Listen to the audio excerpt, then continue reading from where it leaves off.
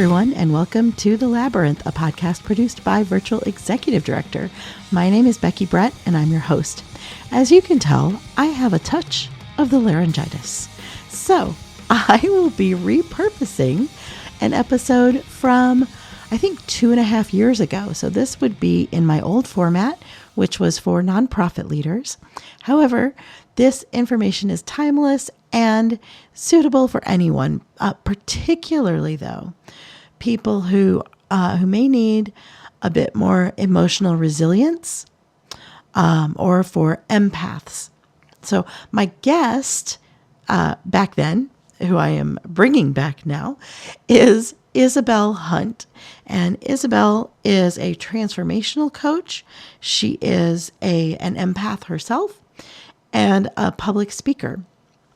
I absolutely love this woman. I follow her on all the social media. I will include all of her links in the show notes. And you know what? I'm just going to stop talking right now so that I will be able to come back and record next week's podcast. Thanks so much for being here, and welcome into the Labyrinth, Isabel Hundt. So Isabel, you can find her online. Her website is isabelhunt.com, and I will include that in the show notes.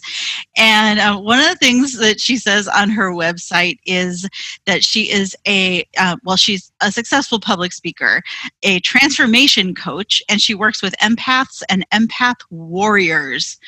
I love that phrase, empath warrior. Isabel, can you tell us more what an empath warrior is? Yes, certainly, especially that I love working with those people. It was actually interesting because I've been doing this work for over 6 years, and I encountered so many different clients. I worked with close to 400 people so far, personally, individually. And there was a common thread with all of them that turned out where they are empath, but something didn't quite fit, like with all the descriptions about empath, those highly, highly sensitive people whose mirror neurons work differently than other people's. Like we literally feel everything from everyone as it is our own. So I was like, okay, but most of them are introverts. So something doesn't quite fit. Like, who are they? What are those people? And I had a conversation with a good friend, that you know too, Jen, and we were talking, and suddenly I was like, I got it. Those are the empath warriors, because they're the intro extroverts. Their introversion literally becomes the box that keeps them away from embracing their extroversion. That's like the intros with the introverts with a bigger message on their heart, where they know they just want to get out there.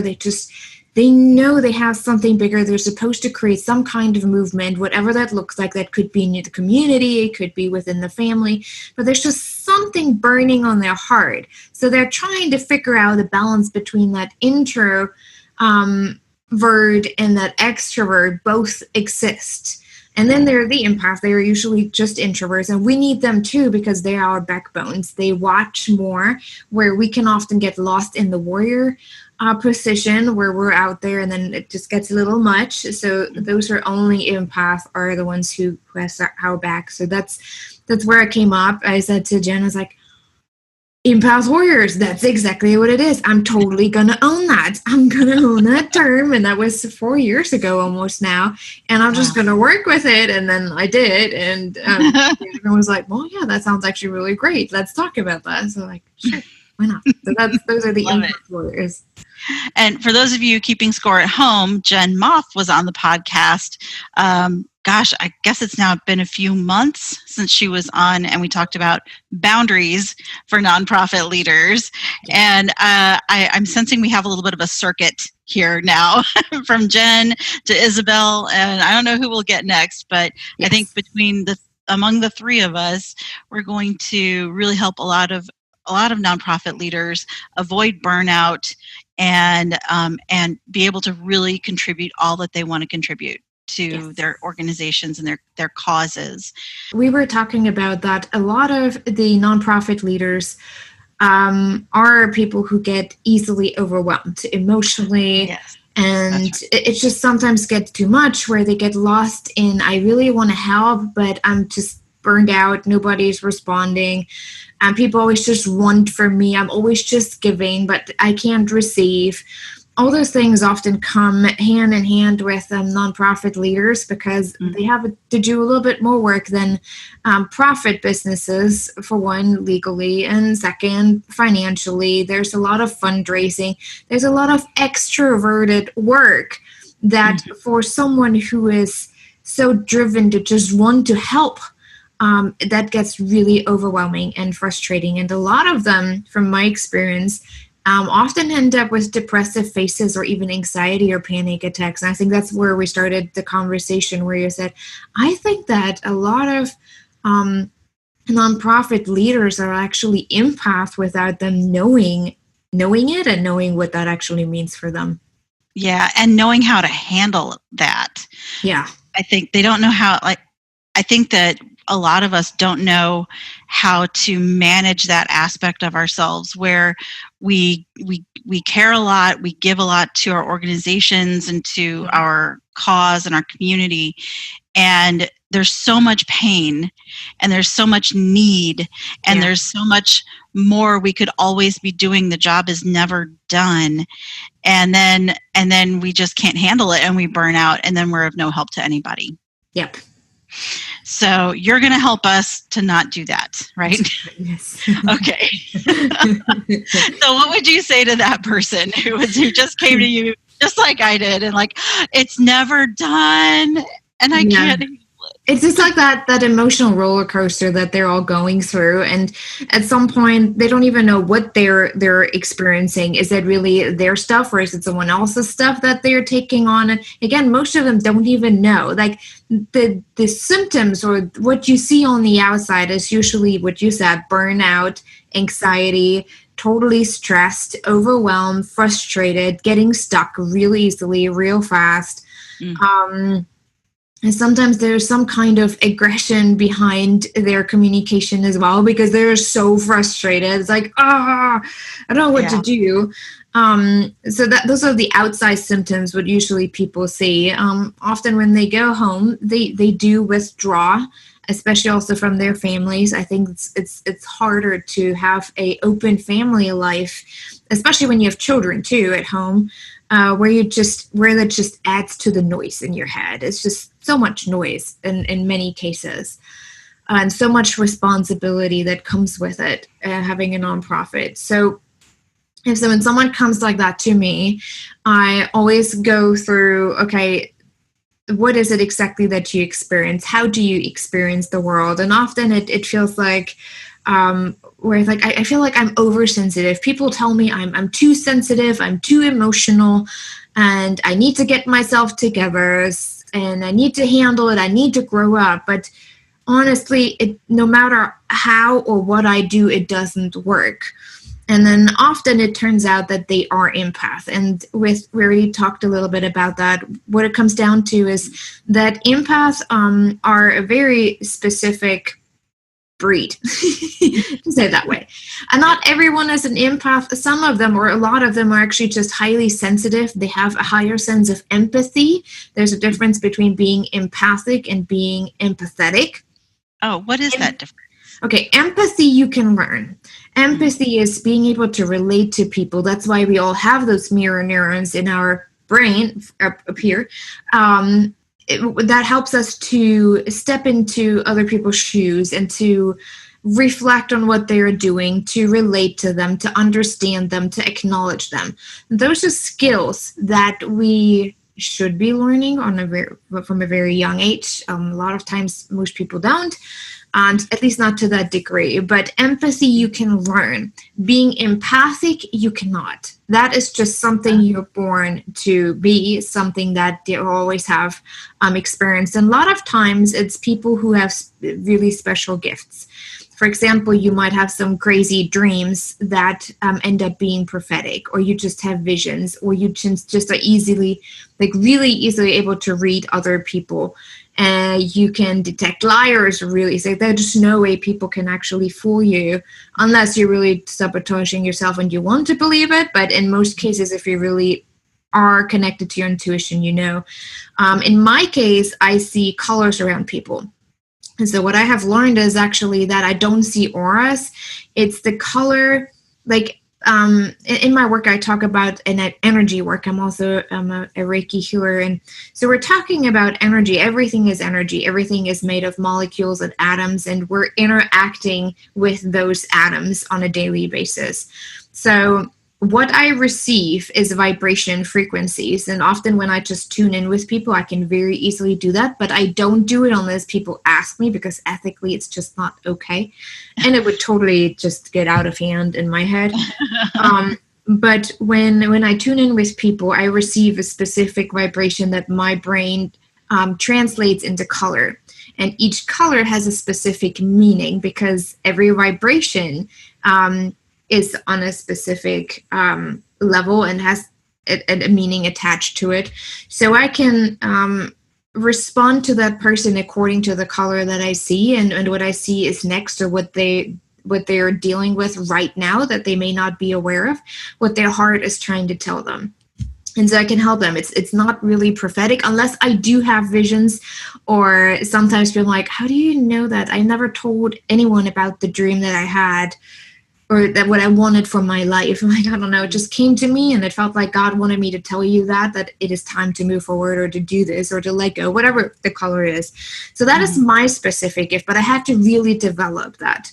Most people don't know about those gifts. There are so many different kind of empaths. Some are really drawn to nature, and I had one client, she's like, I feel like the trees are always talking to me. It's so powerful.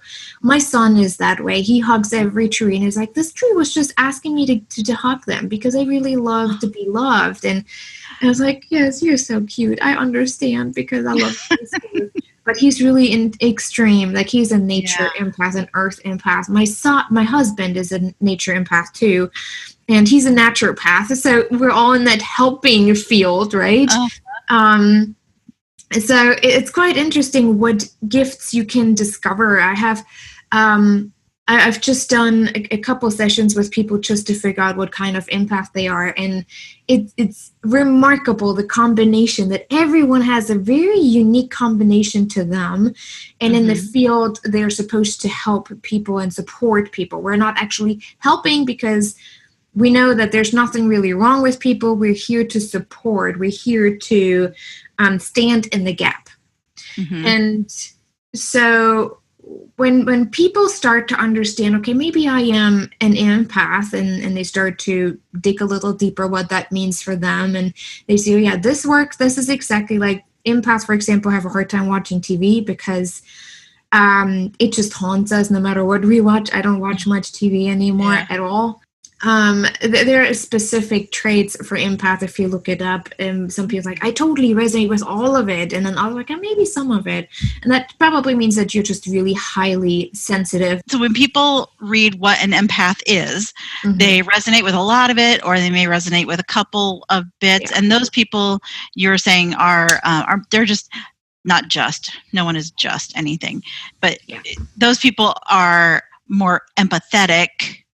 And an empath is someone who resonates with kind of all these qualities, and they actually feel on a very deep, and sometimes on a what would you call, like a psychic level almost, like they feel what someone else is feeling, and it can translate into a number of different ways. With you, it translates into a color, and with other people, it can translate into something having to do with nature, and other people, who knows?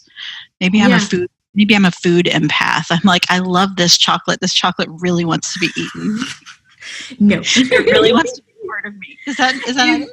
No, not quite. Actually, when you're really in tune, when you get to the point, I call them the trained empath, when you really do the really deep work, your body at some point goes so far that you recognize what foods are actually good for you and what not. Like, for example, the more I learn and tune in with my body, and the more open it becomes. I don't know how to describe it, but it just becomes really open. I just look at it and I feel how my vibration goes down, like my own bioelectromagnetic field that we all have around us has a certain frequency, and the higher it is, the healthier you are, and the more spiritually you're able to connect, and the lower it is, the more prone you are to illnesses. So by now I'm so trained that I can feel when my vibration just lowers even a little bit just by looking at certain foods. And sometimes, like, especially I'm a chocolate freak. I love chocolate. I have to say German chocolate. I don't like American chocolate.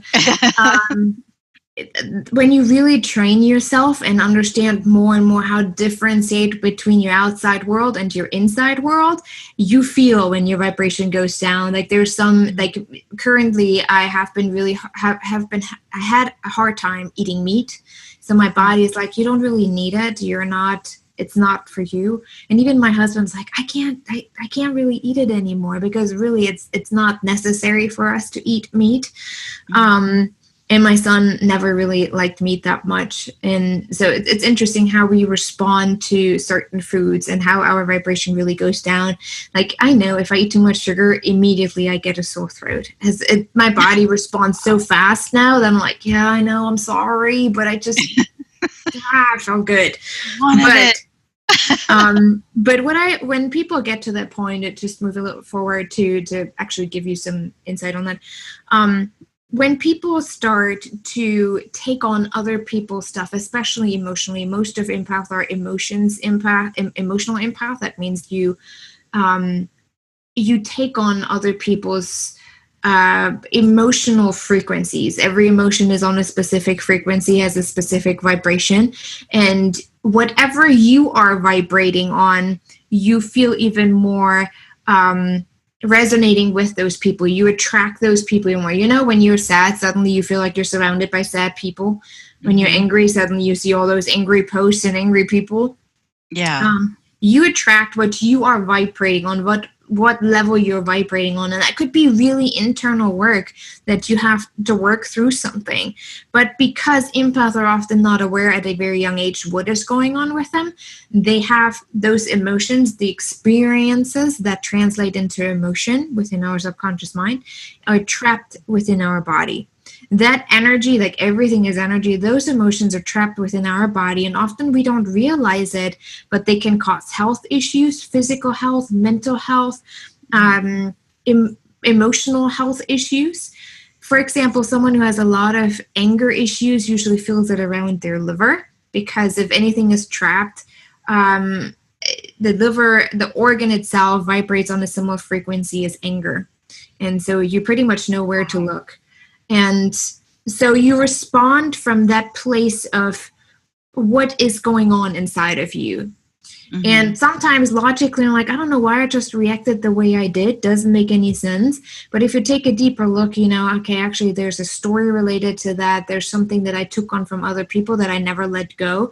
And in my business, when I talk about emotions and emotional health, I talk about free-flowing emotions, free-flowing energy.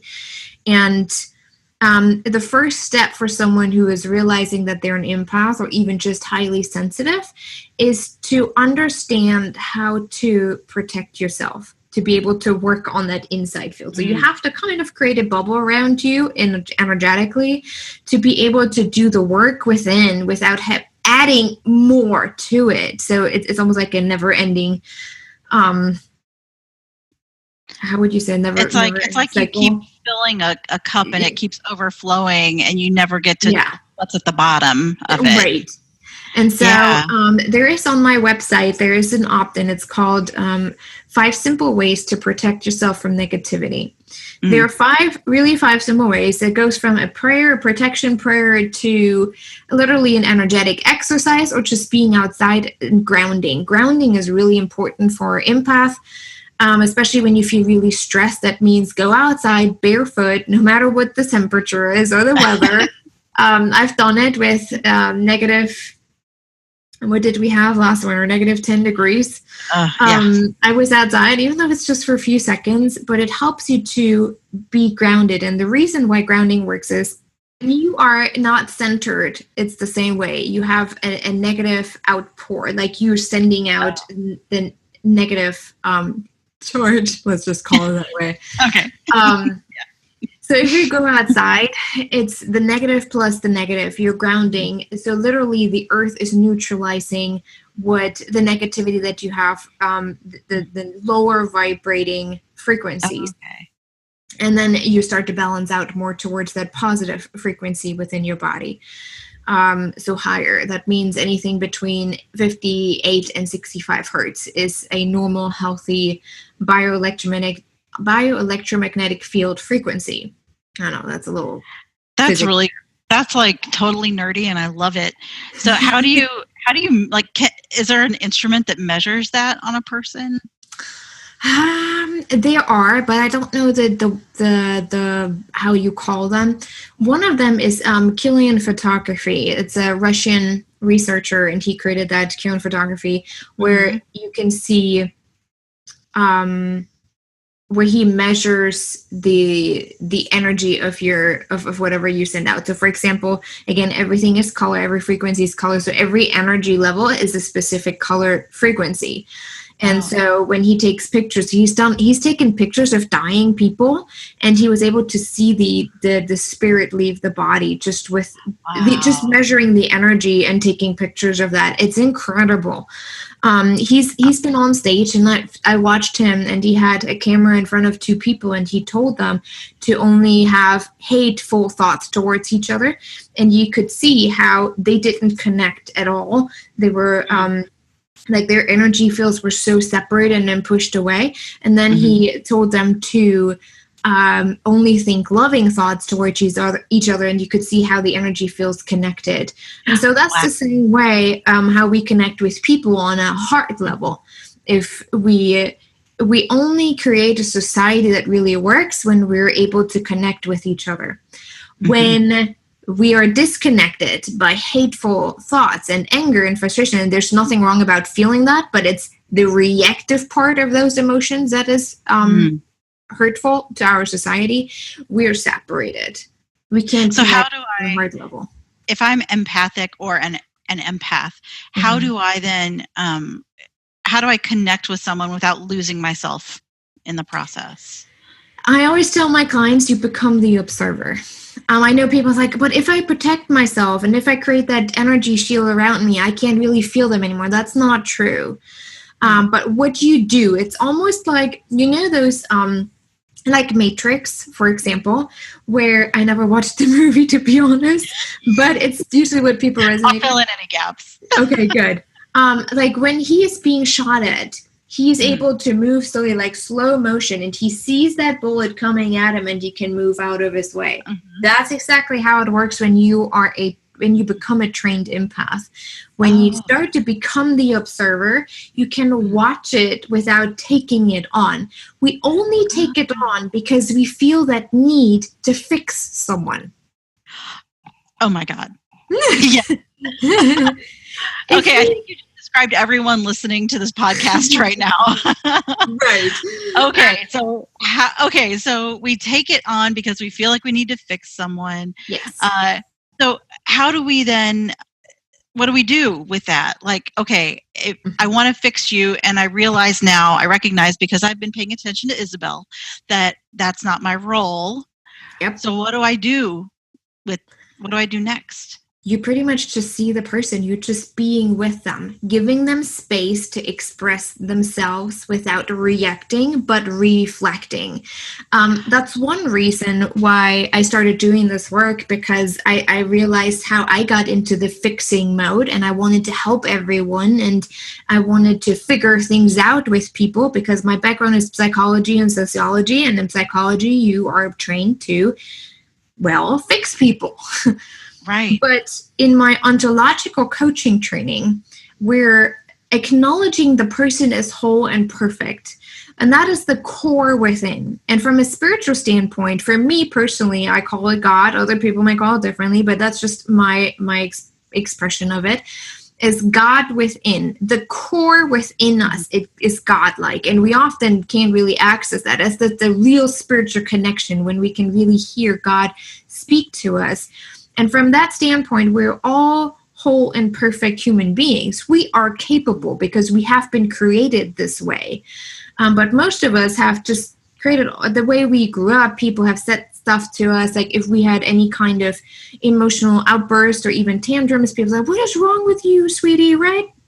I talk to a lot of moms and I say, don't say that to your child, because then they automatically memorize it as, I felt angry. My mom said there's something wrong with me, so I shouldn't feel that because I don't want my mom to think there's something wrong with me. So I better not experience that anymore. And so they bottle it down. So they put in bad or good. What should a mom say instead? What do you need? Okay, so a child is having an outburst, or maybe a staff member, and rather than saying, "What's wrong?" or "What's wrong with you?" you ask them, "What do you need?" Yeah.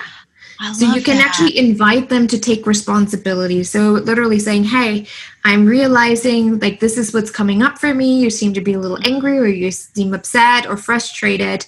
I want you to just take a few minutes to yourself and pay attention to what you need. How can I support you in that need? Or is it something else, someone else? Do you just need to vent? I'm here." If that's the case, there's no judgment. I actually tell people they can even do it like a conscious complaining. It's actually from Carla McLaren, a phenomenal teacher. Conscious complaining. Conscious complaining. So you can pretty much choose to just take 10 minutes and take a wall, for example, and rant and vent and curse and do whatever you need to do to get it all out of your system at that wall. Now, remember, everything is energy. So you don't want to have this energy stuck in your room either by just getting it out. But what you can do, you literally can just say, okay, I am consciously taking the next 10 minutes, and you can set your clock and complain. I'm taking this wall, I'm taking my steering wheel, whatever it is that it is there, so you don't hurt anyone else in the process, and you just let it out for 10 minutes. You allow yourself that space to just get it out, and then when you're done, you thank whatever you yelled at for their service, for allowing them to energetically get this all out, and then you can literally envision wherever you're at, depends on where you're at, that energy leaving the room. Like you literally like, and now I declare the air to be cleared from all negativity. You can even go as clear as, and I think as Christians especially, we often forget that God is right there and listens to everything. We can say, "God, please activate safety and protection within my body, because for some reason I don't feel safe right now. Something that needs to be expressed, something that I need to say to someone, or my work doesn't feel safe. I don't feel like I can say what I want to say." So you can literally just ask God to activate safety within your body. And that has been the biggest change for me in being able to just do that, because when we feel safe, we trust ourselves more. And when we feel that we can trust ourselves and our judgment, we make clearer decisions. We move forward in a more empowered way. So it's all about safety. When someone acts out, they don't feel safe.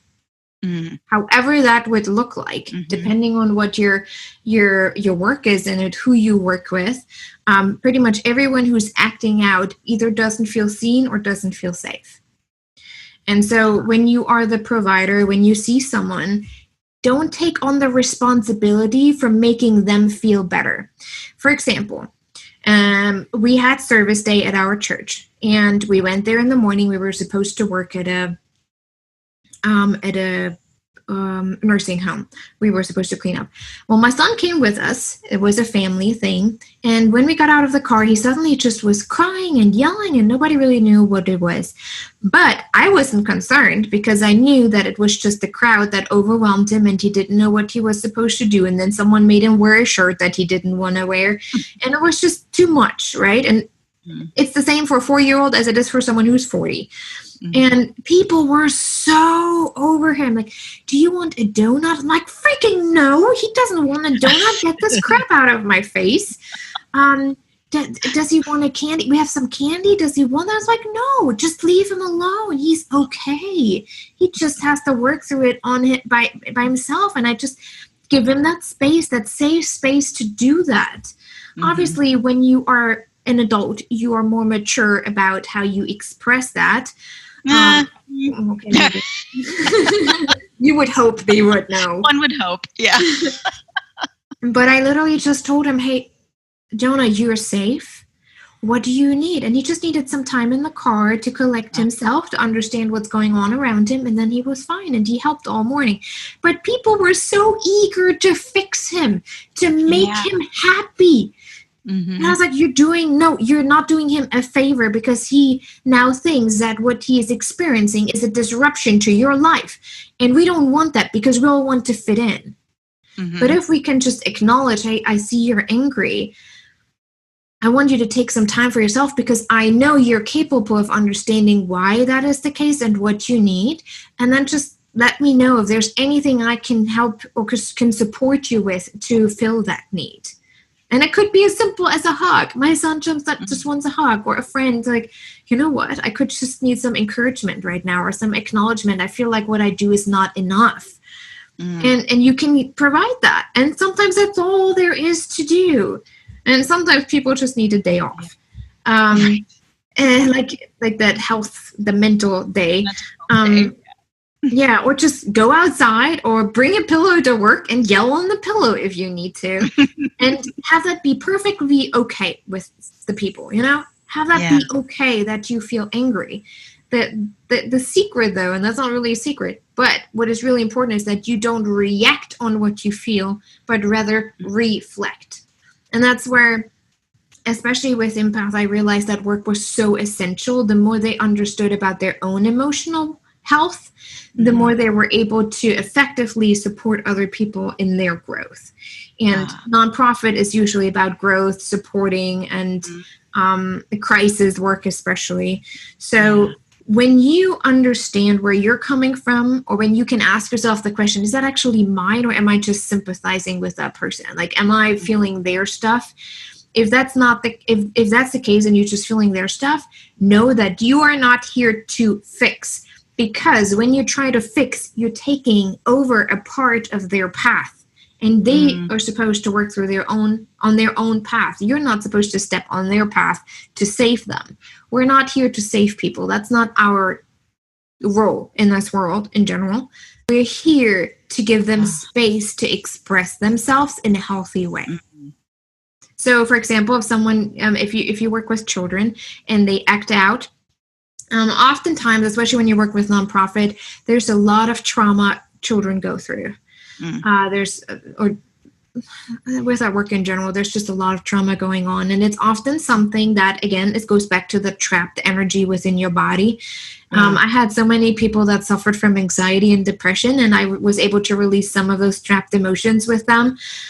Sometimes it takes a little longer. It doesn't just work within one session and then you're all happy. Not the case. You still experience your emotions, because every emotion has a meaning and a message for you. It's like your guard, the guardian of your path, how I call it, of your journey. They tell you, like, are you still working in alignment with your values, with your why, with your calling and your purpose, or are you not? Are you trying to, like, sell your soul to be happy, to fix someone, to save someone? It's not your task to do that. For us, especially for empath, our purpose is to guide.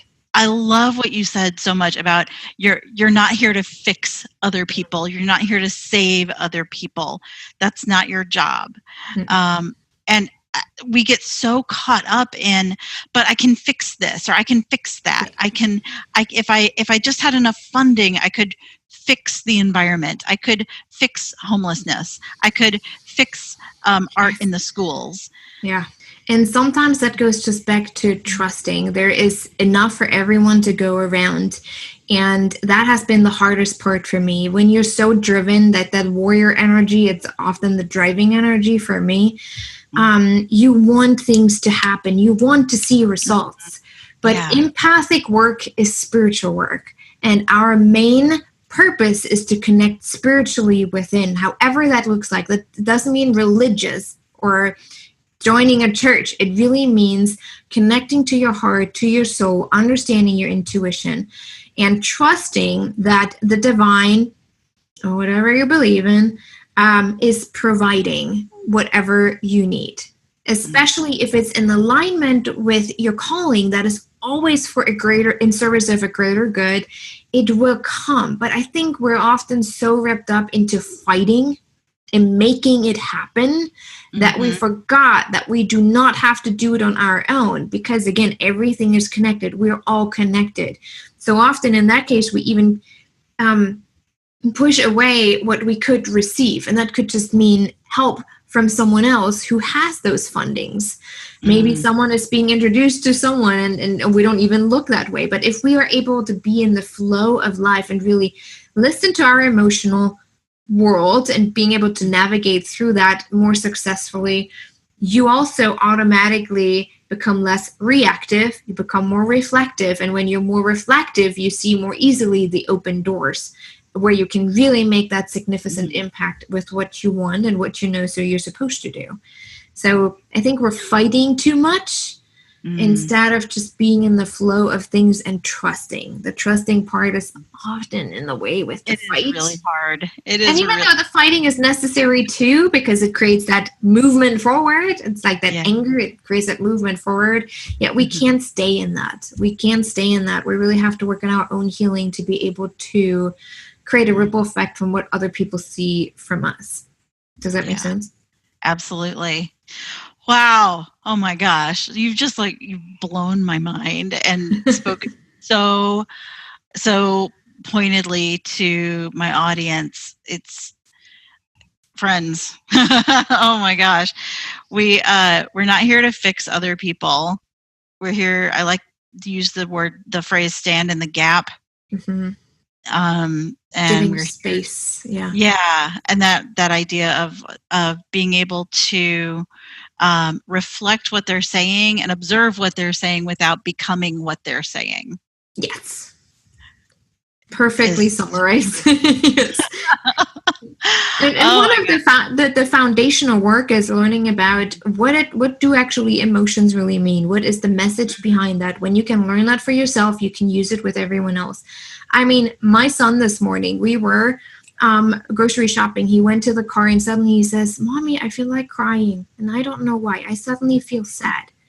And if he wouldn't know anything about emotions, what I teach him at a very young age, and he's 4 years old, he would have probably had a tantrum. He would have started crying and just thrown a fit. And I would be starting to get mad. I'm like, "What is wrong with you?" But no, instead he's like, I feel sad. So I just went down to him on his eye level and said, "Okay, do you know why you were sad?" He's like, "No, it just came over me. I don't know what happened. I just feel like crying." And so I asked him what he needs. And so I just gave him a hug and I explained to him that someone in the store was sad and he just tuned in with him and he felt his sadness. And I'm like, "Oh, okay. So I can let it go, okay?" And he's like, "Yes, you do not have to hold that on. It is not your sadness, but thank you for noticing." And then he was fine. And we can do the same with adults. I mean, it's this simple thing is just so powerful. And that's, I don't know if you saw that, but I created, we just launched a new course, The Empowered Warrior. The Empowered Warrior, a simple way to successfully navigating your emotional world.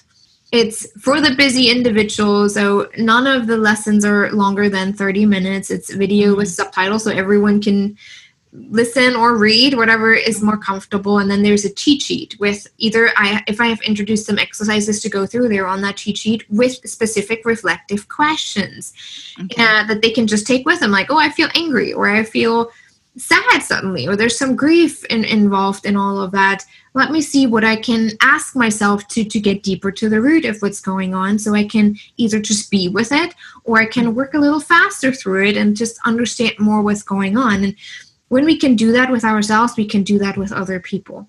And then we create such incredible connections with people where people suddenly feel seen and acknowledged. And when we have that level, that creates such a powerful and profound ripple effect. If they feel seen, they suddenly are able to see other people that they're connected with. And automatically you're more open to change. And that can create a total difference in our society. Yeah. Something that I've learned, and it's taken me, I'm 48, almost 48. We'll just say I'm 48 because I'm close. Um, but what I've learned in these years is I tend to get really impatient with people because I know if someone comes to me mad, I know why they're mad. I don't want to hear them out. Maybe I already have a solution to their problem and I'm busy, and I know, and this is I'm probably preaching to the choir, or maybe some of our listeners don't know this, but when you let them just release their steam, even though it feels like it takes forever, it really doesn't take that long, and then they can listen to you. Yeah. Or if you're really busy, you can say, okay, I see that you're mad and you need to get something out. I'm giving you 10 minutes. Okay. You can vent as fast as you want, but after 10 minutes, we're going to take a little bit of a reflective time to see what's going on, what actually was triggered within you. Like if it involves other people, it is often just triggers that creates that madness and the anger. It's like, why did they trigger you? Other people cannot make you feel a certain way. You allow them to have you that make you feel a certain way. It is all in your power. You can choose how you want to react and respond. Obviously, there are things that you just hurt my feelings, but you can respond to them and say, hey, you know what you just said really hurt my feelings. Is that what you meant? And sometimes people are really assholes. I'm sorry, but they are. And then you can just say, whatever, I'm not taking it personally. You have your stuff to deal with. It has nothing to do with me. Okay. All right. So, or you can put a sign. I think I'm going to put up a sign in my office that says yelling wall. Yes. Like vent here. Yelling wall. Yeah. You get 10 minutes. Thank the wall when they're done. Thank and bless the wall. Yes. Thank and bless the wall. Well, getting on to that about being like having a tight schedule and we're all busy, and it seems that especially in like a leadership position, it's relentless. And what can an empathic person do when they start to feel overwhelmed, but they can't like take the rest of the mental health day? Right. What's something we can do to just like a Band-Aid until we can actually get to the root of stuff? For one, it is important to even mentally step away for, even if it's just for 2 or 3 minutes or 5 minutes.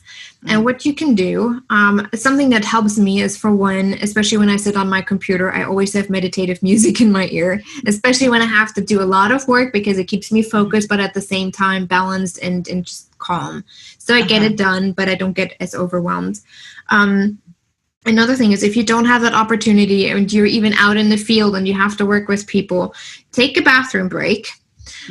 So you have a little bit of a space just to yourself, and just take a couple deep breaths. And what you can do, you can envision yourself, or you can envision like a bright light in the center of your heart, and you can feel it expanding and filling up your light. And this light is infused with love, happiness, joy, peace, trust, anything that you can think of. And you can literally just envision it. And sometimes for some people it turns pink, for example. That pink is the color of connection and love. And for other people it's a light yellow. That just means that you're spiritually connected. So just go with whatever shows up, and you can feel how this calmness and that peace is literally filling every single cell of your body. And then see how, envision it expanding about like an arm length around your whole body, like even on the top and on the bottom. And that becomes your little safety bubble. And you can even, for a few minutes, 1 or 2 minutes, just envision your favorite place to be, like might be at the beach. And you just are there, and you start to really just take it in, and you start to feel really calm. And whenever you feel ready to get back out, you're like, okay, you can thank you for that space of safety. And you can even, again, ask God to activate safety and peace within you and focus. But it gives you a little bit of that breather to continue your work. But definitely when you get to that overwhelm part, don't push through. Don't try. You have to now make it work. Step away at least for 5 minutes. Breathe. If you can, listen to some motivational music, whatever that would look like for you. Again, that goes back to understanding your needs. And then do that bubble exercise. That has helped me a lot, especially when I speak and I get nervous before I speak. I just put myself in that bubble, especially when I'm on stage. I tend to, when I'm nervous, I can feel how my vibration goes lower, and the lower my frequency, my own body frequency, the more I take in from the audience, and then I get blank. So I always do that before, so I just watch and do my thing, and not take on their thoughts or trying to figure out what they're all sending me. So much you don't want to know. It's best to stay out there with them. Yeah. Oh, Isabel, thank you so much for this. This has been just an amazing chunk of time just now. And I want to be able to point people in your direction. So Isabel Hundt, and that's spelled HUNDT, right? Yes. .com. I'll put a link in the show notes and on our website, which is virtualexecutivedirector.com. Just to kind of wrap all this up, all of you listening, if you found this helpful at all to yourself, or if you know someone who it might help, even if you just send it to them in secret and you don't know, you listen to it. Yeah, exactly. Just email. Oops, I didn't. Whatever. Didn't mean to send it to you. Sorry. Yeah, exactly. But do share it, because we shine brighter together, and we're all here to. We're not here to fix each other, but we are here to help and support each other. And that doesn't happen that doesn't happen in a vacuum. Thank you again, Isabel, from 2.5 years into the future. And thank you, everybody, for listening. If you liked this podcast, please be sure to subscribe, leave a review, and share it with a friend. If you don't already, follow me on Instagram at beckybrett.live for daily inspiration, information, and support. And if you're looking for a coach, the link to my application is in the show notes. I can't wait to hear from you.